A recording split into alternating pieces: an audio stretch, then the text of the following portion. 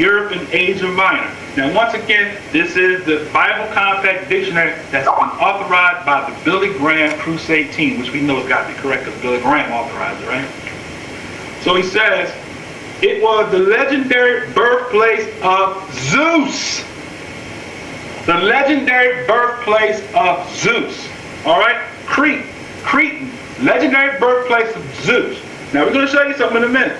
The legendary birthplace of Zeus. Right? Now, that's all I'm going to read in that because there's more in that, but I'm going to stop there. Now, I have 5 minutes left. I'm going to go to the dictionary of, where's my dictionary? Webster's Ninth Dictionary, okay? This is Webster's New Ninth Collegiate Dictionary. If we go to under the heading of Crete, all right? Under the heading of Crete, and this is on page 306, okay? In the Webster's Ninth New Collegiate Dictionary, all right? It reads, Crete 10, okay? We understand, we just read the Crete, and Cretan is the birthplace of the legend of Zeus, right? So the word Cretan is defined as Cretan, C-R-E-T-I-N, Christian. See that? So now the relationship between Crete, the city of Zeus, and Cretan is one and the same.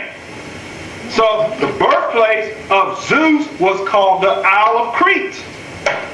And the people who came from the Isle of Crete were called Cretans. It says a Christian, human being, kind of an idiot, found in the Alps.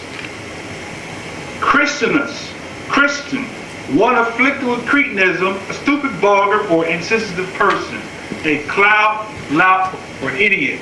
That's what Christians say? So now, you hear that? So that's in the Webster's New Collegiate Dictionary. Now, I want to give another source. I have 3 minutes left to give this other source out. This other source in the New American Heritage Dictionary of the English language tells us, with regards to Crete, the legendary birthplace of Zeus and Christian. So Christianity embraced the legendary worship of Zeus, because Zeus' birthplace was Crete, and Christian is derivative of the land of Crete. All right. Now, so we look at Crete in the New Webster, in the American Heritage Dictionary, and watch this now.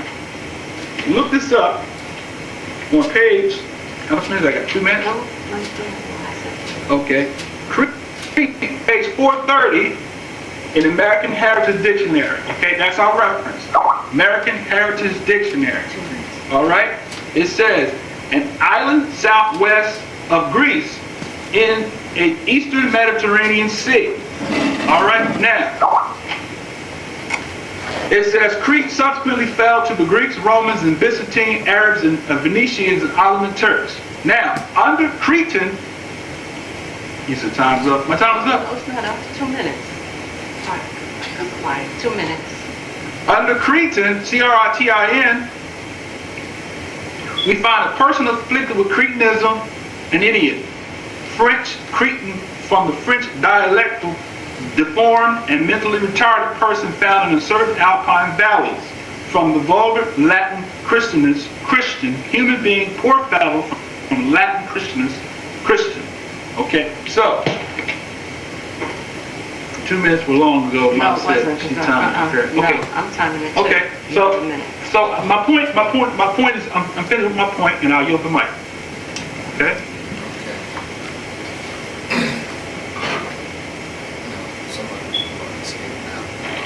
Moray, if you need be, my brother, go ahead and take my time, because you are right in the midst of that thought, and I believe we should have some latitude in certain areas, if of necessity, you know, if that's permissible, because you are right in the midst of your thought, and my particular point can wait. So I yield to you.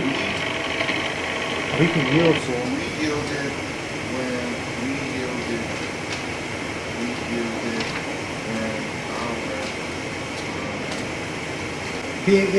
Where's Zeus though?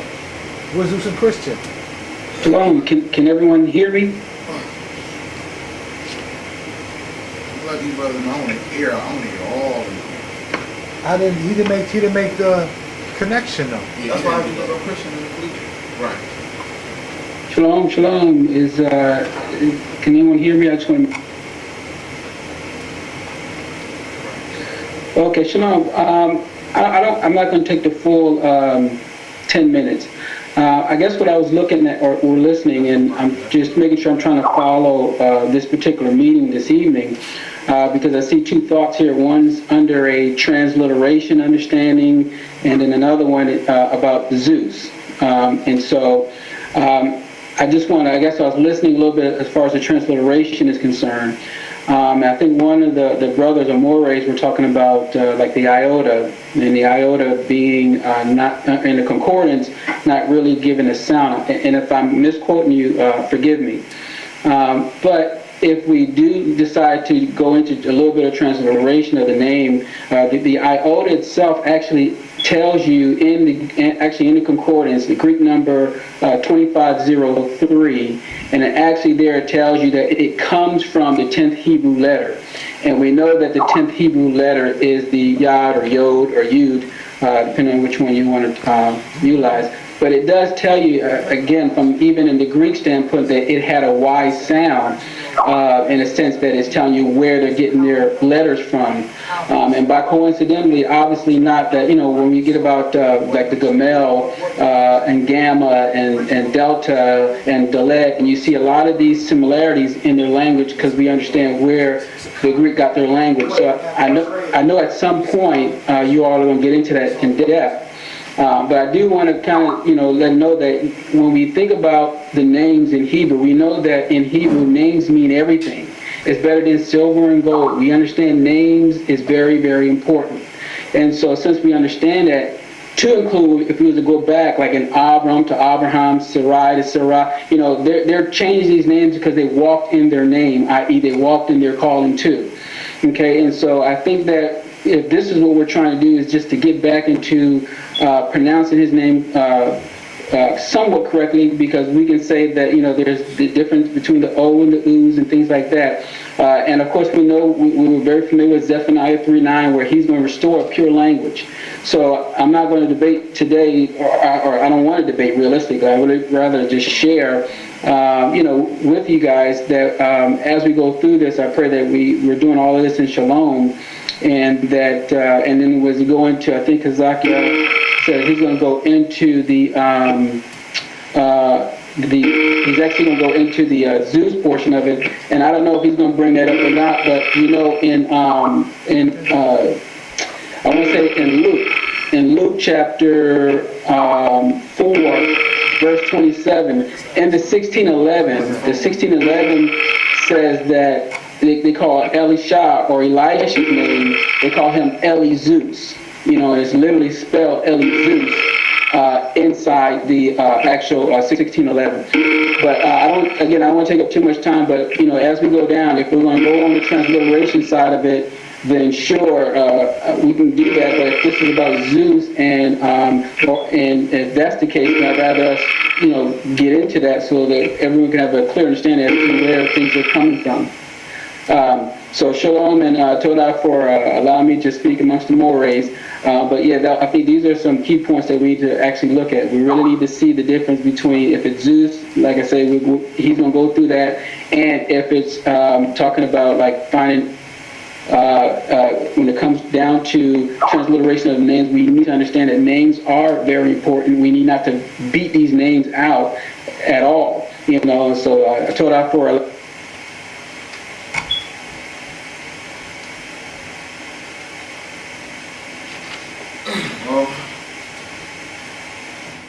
one thing that he's still incorrect is the Greeks. It does translate. It comes from the 10th letter, but they just never had the sound. Just like the letter Alpha comes from the first letter Aleph, but Aleph is silent. Alpha actually gives you the A sound. This is what I'm saying. You know what I'm saying? Just because you position it up with the number does not mean that it actually have the correct sound. If you look at any Greek alphabet, you will not see nothing to replicate the Y sound. The sound that it gives in the Greek is the long E sound. Compact Bible Dictionary. The Compact Bible Dictionary.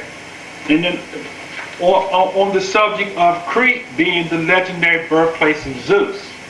Okay? Now,